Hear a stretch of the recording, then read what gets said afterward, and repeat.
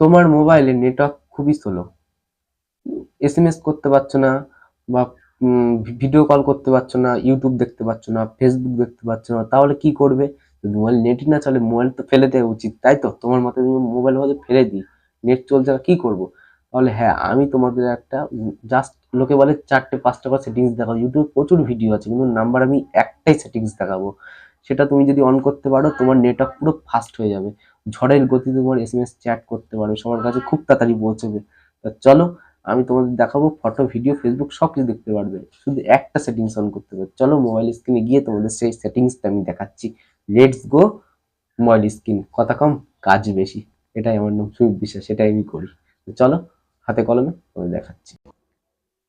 সবার প্রথমে তোমার মোবাইলের স্ক্রল ডাউন করতে হবে, ডাউন করে তোমার মোবাইল ডাটা এখানে ক্লিক করে পুরো ধরে থাকতে হবে, ধরে থেকে তোমার ডাইরেক্ট পুরো সেটিংসে নিয়ে যাবে। আসার পরে তোমার মোবাইল নাম্বারটা, যেই মোবাইল ফোন নেটওয়ার্ক নেই, সেই মোবাইলটা তোমার দুটো সিমের মধ্যে যে কোনোটা থাকলে, বা সিম ওয়ানে থাকলে সিম ওয়ান সিলেক্ট করবে, সিম টু থাকলে সিম টুতে। আমার যেহেতু নেটওয়ার্ক আমি ঠিক করবো, ওয়ানে নেটওয়ার্ক নেই ভালো, তার জন্য ওয়ানে ক্লিক করবো।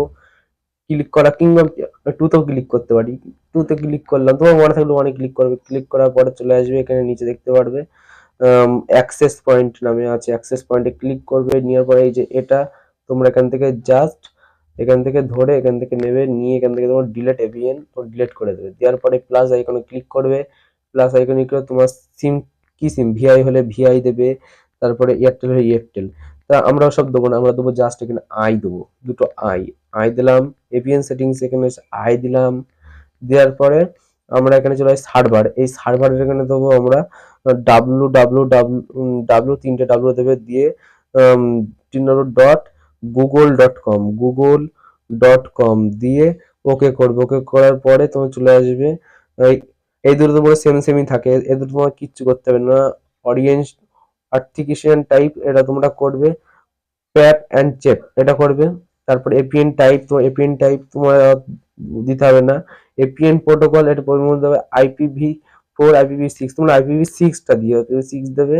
দেওয়ার পরে এটা 3 ডট বাটনে ক্লিক করে সেভ করে দেবে। এবার দেখবে তোমার নেটওয়ার্কের গতি পুরো ফাস্ট হয়ে যাবে। এই ছিল টিপস। তোমাদের যদি ভালো লেগে থাকে চ্যানেলটা অবশ্যই সাবস্ক্রাইব করে